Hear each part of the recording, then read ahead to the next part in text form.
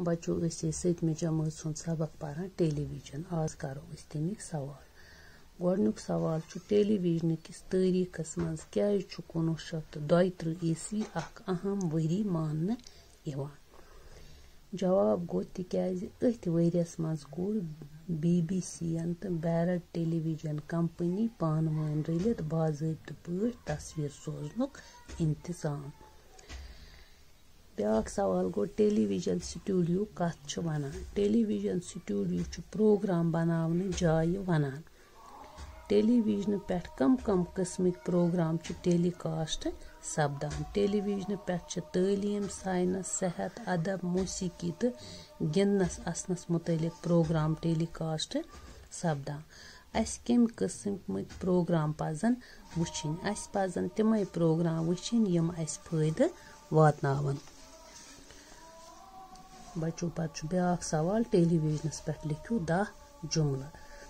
लफ्ज टेलीविजन द्रामुत दयो लफ्जों मज। टेलियुक मतलब गो दूर तो विजनुक मतलब गो वुचुन। टेलीविजन साइंसुक अख लाजवाब ईजाद। टेलीविजन सेटस अख पर्द लगित आसान। यह पर्द दार हंस काम दिवान। अम दार मज मील वाद दूर प्रोग्राम वुचान। टेलीविजन ईजाद करनस लग इंसानस कम खुद कम 200 वरी। टेलीविजन रेडियो खुद ज्यादा पेचीदा। 1932 ईस्वी मज कोर BBC यन तो बैरड टेलीविजन कंपनी पान वन रलित बाज़ाब्त पट तस्वीर सोजनुक इंतजाम। टेलीविजन सानी जिंदगी हुंद अख अहम हिस्से बन्योमुत।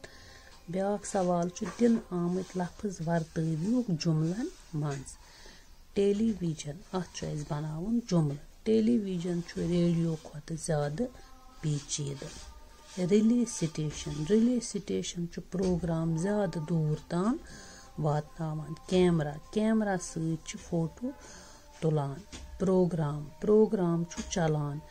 अदाकार वत स्टूडियोस मज। गेवन वोल कशिर बात गेवान। खबर कशिर खबर चलान या अस बोज खबर। तबसुर रेडियोस पे तबसुर चलान। ड्रामा अस वुच टेलीविजनस पे ड्रामा।